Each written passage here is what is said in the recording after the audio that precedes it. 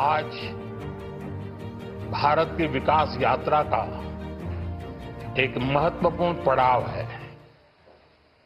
ये 140 करोड़ भारतीयों की आकांक्षाओं का बजट है। ये हर भारतीय के सपनों को पूरा करने वाला बजट है। हमने कई सेक्टर्स युवाओं के लिए खोल दिए। सामान्य नागरिक विकसित भारत के मिशन को ड्राइव करने वाला है। ये बजट एक फोर्स मल्टीप्लायर है। ये बजट सेविंग्स को बढ़ाएगा, इन्वेस्टमेंट को बढ़ाएगा,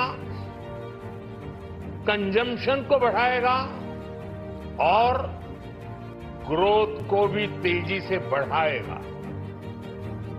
मैं वित्त मंत्री निर्मला सीतारमण जी और उनकी पूरी टीम को इस जनता जनार्दन का बजट, पीपल्स का बजट, इसके लिए बहुत बहुत बधाई देता हूं। साथियों, आमतौर पर बजट का फोकस इस बात पर रहता है कि सरकार का खजाना कैसे भरेगा,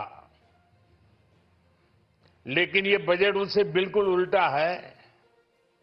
लेकिन ये बजट देश के नागरिकों की जेब कैसे भरेगी, देश के नागरिकों की बचत कैसे बढ़ेगी और देश के नागरिक विकास के भागीदार कैसे बनेंगे, ये बजट इसकी एक बहुत मजबूत नींव रखता है।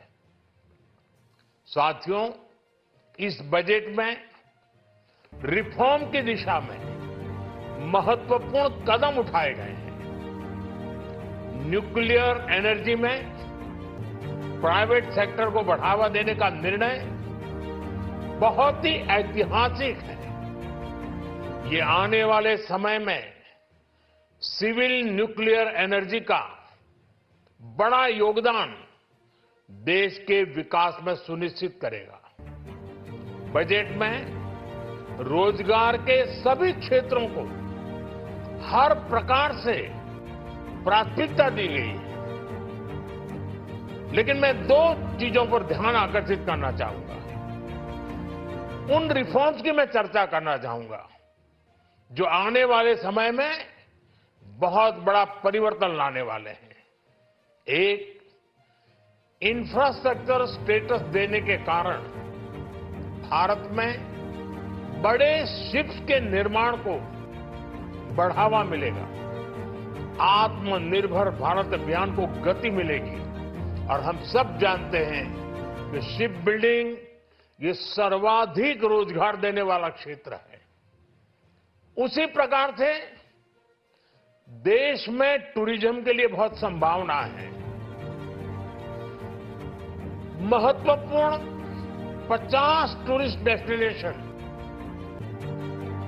वहां पर जो होटल्स बनाएंगे, उस होटल को पहली बार इंफ्रास्ट्रक्चर के दायरे में लाकर टूरिज्म पर बहुत बल दिया है।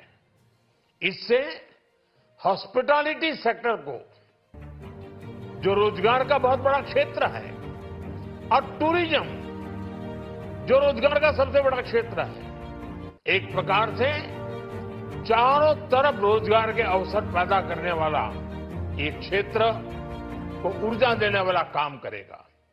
आज देश विकास भी, विरासत भी, इस मंत्र को लेकर चल रहा है। इस बजट में भी इसके लिए भी बहुत महत्वपूर्ण और ठोस कदम उठाए गए हैं।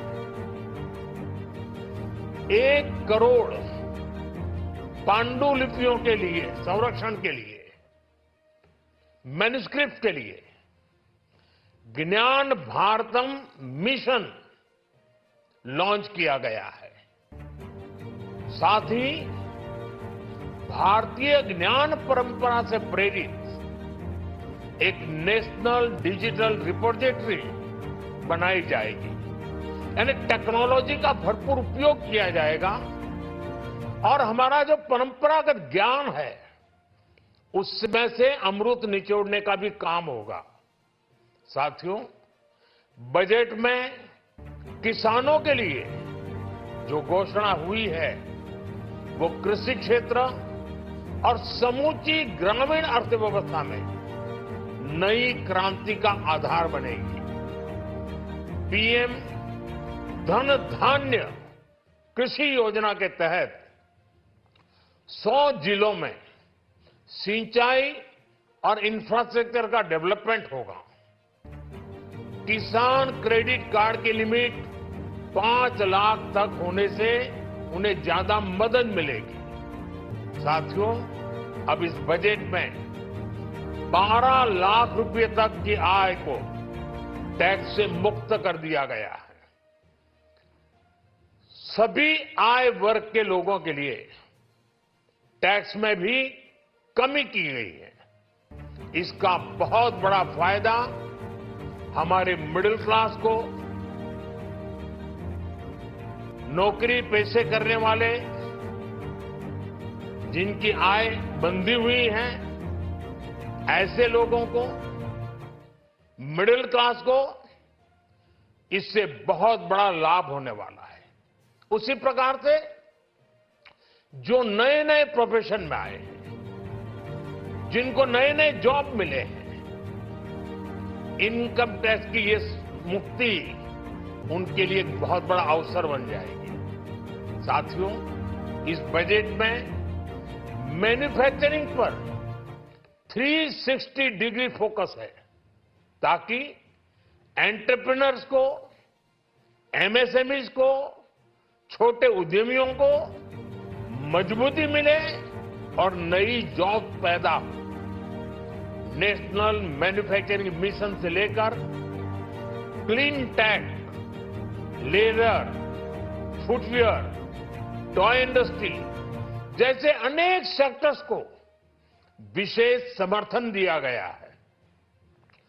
लक्ष्य साफ है कि भारतीय प्रोडक्ट्स ग्लोबल मार्केट में अपनी चमक बिखेर सके।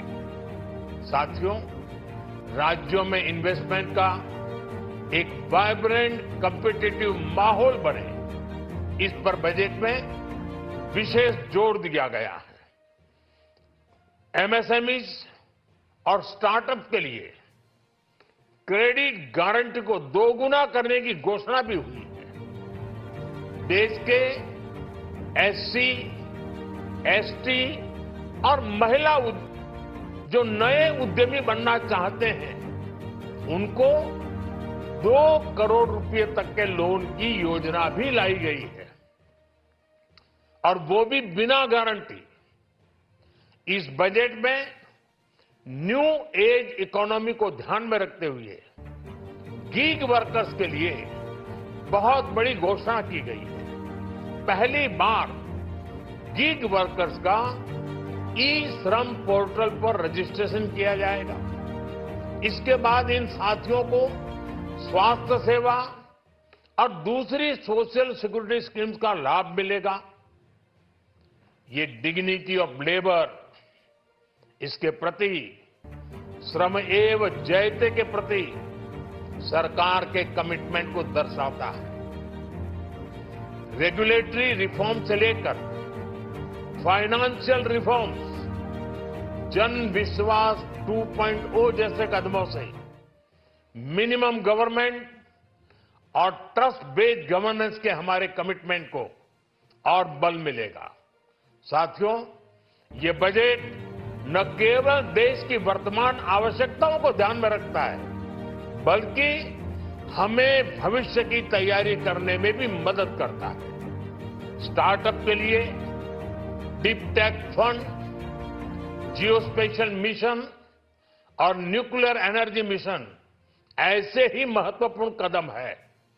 मैं सभी देशवासियों को एक बार फिर इस ऐतिहासिक पीपल्स बजट की बधाई देता हूं और फिर एक बार वित्त मंत्री जी को भी बहुत बहुत बधाई देता हूं। बहुत बहुत धन्यवाद।